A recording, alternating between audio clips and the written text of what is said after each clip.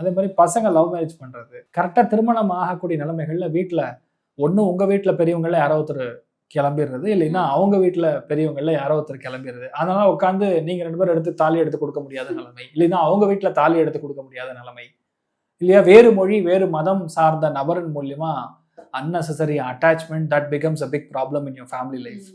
இதெல்லாம் வந்து வரக்கூடிய பாதிப்பு. நான் பார்க்கறது மெயினா வந்து ஹார்ட் தான்மா.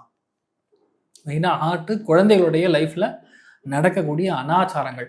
நல்லா இருப்பான், திடீர்னு பார்த்தீங்கன்னா ஏதோ ஒரு விஷயத்துக்கு அடிமையாயிருவான் இந்த பையன், இல்லைன்னா அந்த பொண்ணு முதல் குழந்தை வந்து தப்பான ஒரு இதுல போய் கல்யாணம் பண்ணணும்னு ஒரே அடம் பிடிக்கும்.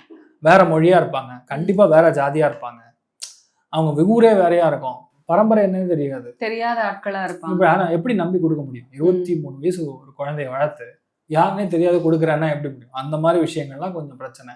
அதனால ஏற்படக்கூடிய பாதிப்பு. அதுக்கும் மேல உங்க கும்பமா நீங்க இருந்தீங்கன்னா, கும்பம் இருக்கக்கூடிய வீட்டுல ஒய்ஃபோட சைட்ல யாரோ ஒருத்தருக்கு கட்டி கேன்சர் வரும், இல்லையா உங்க சைட்ல உங்க இளைய சகோதரன் அல்லது மூத்தவங்க இவங்க மூலியமான ஹெல்த்ல சில பிரச்சனைகள் வரும். அதுதான் அதோடைய பாதிப்புகளாக பார்க்குறோம். இல்லையா வாழ்க்கை துணையை பிரிகிற மாதிரி ஒரு சம்பவம் நடக்கும். தேவையே இல்லாத பயம், தேவையில்லாத மனக்கலக்கம் இதெல்லாம் ஏற்படும். வயிறு புண்ணாகும்.